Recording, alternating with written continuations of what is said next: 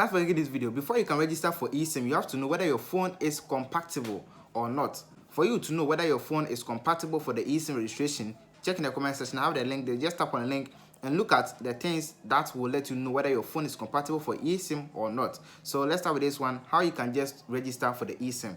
Let's start with it. And if you're new to the channel, subscribe to this channel. Also give us a like, and let's start with this one. Let's go into it. There are two ways that you can register for the eSIM. The first one is to go to your network office. So let's say MTN, go to the MTN office, Tigo office, and get your eSIM at their office. Okay, so the second one is that this video will do it for you. So let's go into it right now. So first of all, just turn on your data and then open my MTN app. I'm using MTN to show you this. And then when you open, just look down from here. You can see get more. Okay, when you tap on get more, you can see we have eSIM, we have Ayoba, you have Momo. Just go to eSIM, just tap on it. And then when you come here, you can see we have eSIM, request an eSIM here today. Just tap on that one. Okay, just tap on it. When you tap on it for some time, it will just give you a new homepage. Okay, and here you can see this is MTN portal, and here this is what you're going to do. Enter your phone number right here. So let me enter my phone number and then we'll continue with it. Also please give me a like and then let's continue. And when you enter your number, you can see we have here SIM unavailable at the moment. Okay, so here this is what it means, that if you select this option, it implies that you cannot receive SMS on the above phone number provided.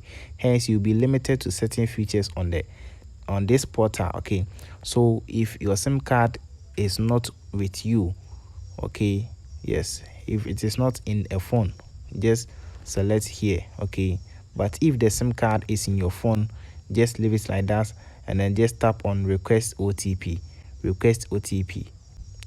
So when you tap on it, you can see that they will send you a code. Okay, they will send you a code and then you enter the code here. So 28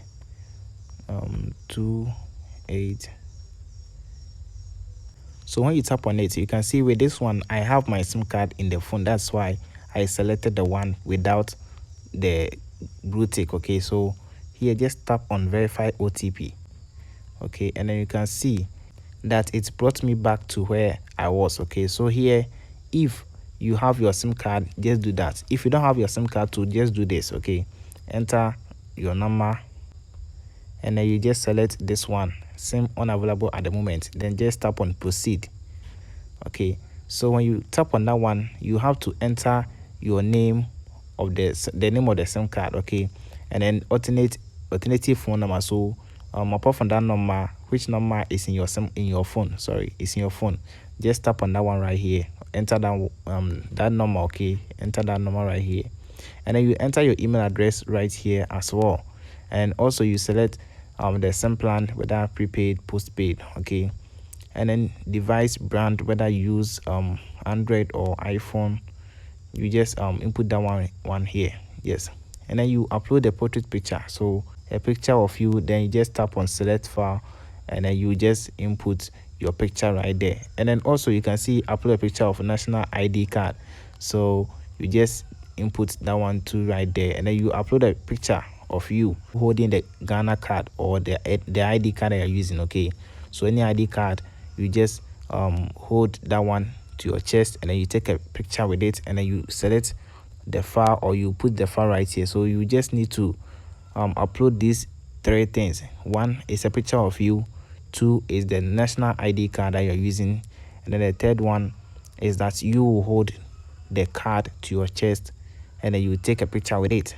Yes, then you just tap on submit request. So when you tap on submit request, then they will give you a code. Okay, so the code is what you're going to use if in case they call you and then they ask of it. Okay, so make sure you don't forget the code or you don't miss the code.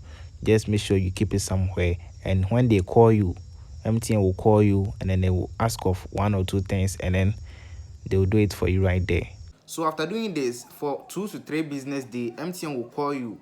Since I was using the MTN to show you this, they will call you and then they will ask of the phone that you're using, and then they will let you give them your EID code. Okay, when you give them your EID code, they will then process everything, and then in few time they will get your eSIM activated right in your phone. You will see it, the in your phone. So this is how you can just register for the eSIM. Thanks for watching. Subscribe to this channel for more videos from here. Also check if your phone is compatible for the eSIM, and then I'll catch you again. Subscribe for more videos from here. Bye for now. Check on the screen for more videos.